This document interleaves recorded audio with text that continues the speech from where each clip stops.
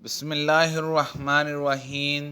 ام المومنین مومنہ رضی اللہ عنہما نے فرمایا کہ میں نے نبی کریم صلی اللہ علیہ وسلم کے لیے غسل کا پانی رکھا تو آپ صلی اللہ علیہ وسلم نے اپنے ہاتھ 2 مرتبہ یا 3 مرتبہ دھوئے، پھر پانی اپنے بائیں ہاتھ میں لے کر اپنی شرمگاہ کو دھویا، پھر زمین پر ہاتھ رگڑا، اس کے بعد کلی کی اور ناک میں پانی ڈالا اور اپنے چہرے اور ہاتھوں کو دھویا، پھر اپنے سارے بدن پر پانی بہا لیا اور اپنی جگہ سے ہٹ کر دونوں پاؤں دھوئے۔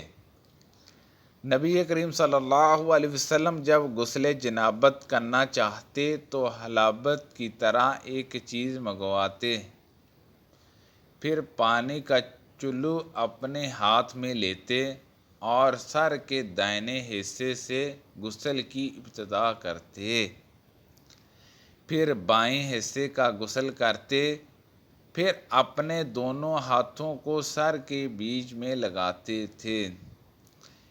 میں نے نبی صلی اللہ علیہ وسلم کے لیے غسل کا پانی رکھا تو پہلے آپ نے پانی کو دائیں ہاتھ سے بائیں ہاتھ پر گرایا، اس طرح اپنے دونوں ہاتھوں کو دھویا، پھر اپنی شرمگاہ کو دھویا، پھر اپنے ہاتھ کو زمین پر رگڑ کر اسے مٹی سے ملا اور دھویا، پھر کلی کی اور ناک میں پانی ڈالا، پھر اپنے چہرے کو دھویا اور اپنے سر پر پانی بہایا، پھر ایک طرف ہو کر دونوں پاؤں دھوئے، پھر آپ کو رومال دیا گیا، لیکن آپ صلی اللہ علیہ وسلم نے اس سے پانی کو خشک نہیں کیا۔ نبی کریم صلی اللہ علیہ وسلم نے غسل جنابت کیا تو پہلے اپنی شرمگاہ کو اپنے ہاتھ سے دھویا، پھر ہاتھ کو دیوار پر رگڑ کر دھویا، پھر نماز کی طرح وضو کیا، اور جب آپ صلی اللہ علیہ وسلم اپنے غسل سے فارغ ہو گئے تو دونوں پاؤں دھوئے۔ میں اور نبی کریم صلی اللہ علیہ وسلم ایک برتن میں اس طرح غسل کرتے کہ ہمارے ہاتھ باری باری اس میں پڑتے تھے۔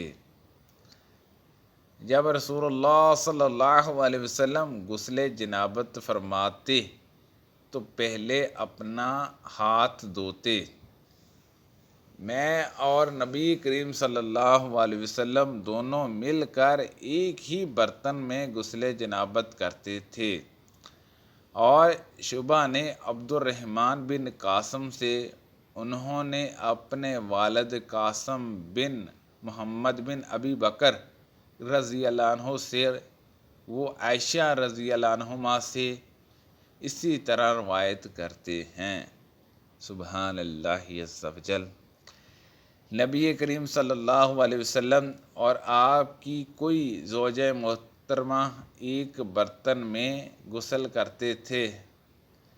اس حدیث میں مسلم بن ابراہیم اور وہاب بن جرح کی روایت میں شعبہ سے من الجنابات کا لفظ زیادہ ہے، یعنی یہ جنابت کا غسل ہوتا تھا۔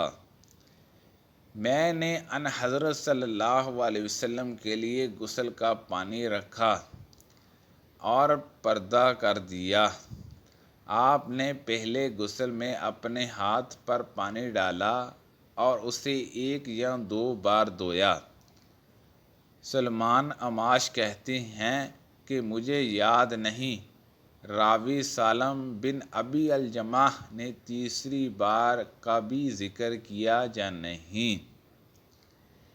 پھر دائیں ہاتھ سے بائیں پر پانی ڈالا اور شرمگاہ دھوئی، پھر اپنے ہاتھ کو زمین پر یا دیوار پر رگڑا، پھر کلی کی اور ناک میں پانی ڈالا اور چہرے اور ہاتھوں کو دھویا اور سر کو دھویا، پھر سارے بدن پر پانی بہایا، پھر ایک طرف سرک کر دونوں پاؤں دھوئے۔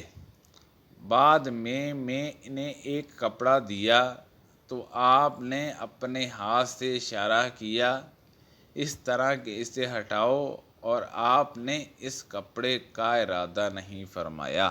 سبحان اللہ عز و جل۔ اللہ پاک سے دعا ہے کہ اللہ پاک ہم سب کو نبی پاک صلی اللہ علیہ وسلم کے طریقے کے مطابق غسل کرنے کی توفیق عطا فرمائے۔ اللہ پاک ہم سب کو صحت و تندرستی عطا فرمائے، آمین بجاہ نبی الامین صلی اللہ علیہ وسلم۔